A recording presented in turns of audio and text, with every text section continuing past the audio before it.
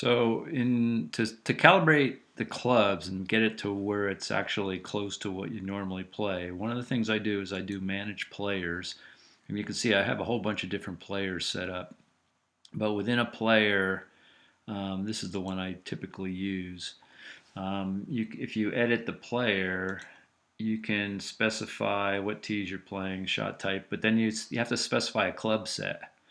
So in this case, I have a club set called Jim Real Ball. So then what you want to do is you want to go into that club set, which I'm going to basically go back here, and I'm going to edit that club set. I'll show you how I have some of those things set up. So let me just, so I don't get distracted, we'll just go to the range on this one, for example, and I'm going to pick that particular player, Real Ball, and then okay, save. And I'm going to say practice. All right, so now I'm into a practice session with that player, and I'm going to go into the club set of that player, and I'm going to edit the club set. So let me go and do edit club set. And here's what you can see. I mean, you say people have adjusted the so first of all, you put in the type of your club name. I'm calling it my driver. And then you have to select the type of club. So in this case, I selected a 1-wood. You put in your shaft length, your average distance, and again, all this is used for is to suggest the club when you're at a certain distance away in the simulator. Put in your loft. This is key right here, this offset. So I've found that this will definitely help control if all the time when you swing it's showing a big hook.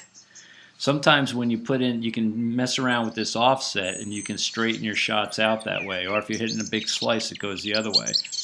And so these numbers, you have to experiment a little bit with it to get it to be right. But these can also be negative. I didn't realize that. So if you're hitting it one way and fixing these numbers doesn't fix it as much, if you go negative, it'll help it go the opposite direction. So that offset is real important. As an example, if I go to my next club, you'll see I have an offset of 0.3 on that driver. If I go to my next club, my 3-wood, I have that offset set to 0.2. Looks like a 4-iron I got 0.2. Looks like I got 0.2 on most of my clubs as the offset. But again, you can change that around. And even the putter, I found that whenever I was hitting putts, even though I know I was hitting the putter square to the sensor, it was showing I had an open club face. So on the putter, you can put it in offset as well. And you can see on this one, I've got a negative 0.13 offset. And by doing that, it's showing up square now when I hit, and I know I'm actually square. And again, you can put in your speed adjustments and so on all that stuff. So that's what I would definitely recommend if you're not hitting the ball straight when you think you should be, is play around with the offset values, and you have to experiment a little bit. One other trick that I thought I'd mention to you all is I'm going to cancel this out, and I'm going to go to a different player here. And so I set my Optishot up in a bedroom for over the last winter. And the bedroom has only like 8-foot ceiling, so obviously I couldn't swing my clubs in there, but I could swing a wedge without hitting the ceiling. And so what I wanted to do was just use the wedge, but in the game, make like I was hitting driver and everything else. So if I look at the club set that I created here, I have a club set called wedge only, and I have all my values in for my driver, but I played around with the speed adjustments and stuff like that because you're swinging a wedge, which is really short, right? So you're not getting the full speed. So I jacked up the speed on the driver and made it go.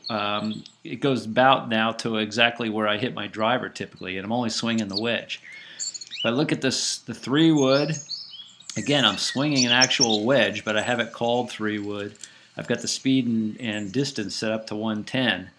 I think I got a. So now here's where it becomes interesting. So now I have a 4-iron, okay, and I could jack the speed up, but I could never get it to where it was going the right distances.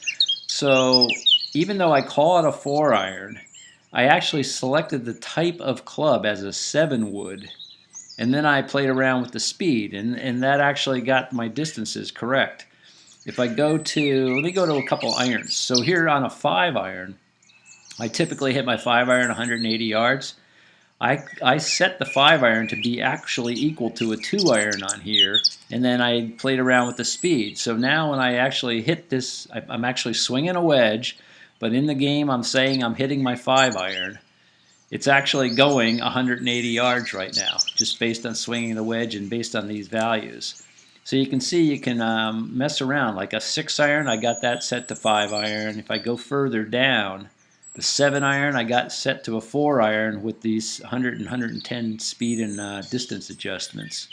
If I go to my pitching wedge, I found out by making my pitching wedge say equal to a 6-iron and then putting in 100%, it's going my 120 yards. So again, that's another trick that I used to basically use only one club, my wedge, but yet on Optishot, because if I'm if I'm 120 yards away, it'll suggest my pitching wedge, my 120 club, and based on all the settings on that club, when I swing the wedge, it'll go about 120 yards.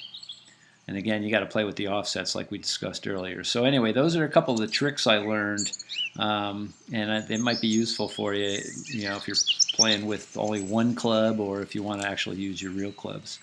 I wanted to see if I did anything on my putter. Yeah, I didn't. On my putter, I basically left it the same way it always was before with that particular offset. All right, so I hope this helps. I'm going to post this thing up on YouTube and let people know it's out there. Take care.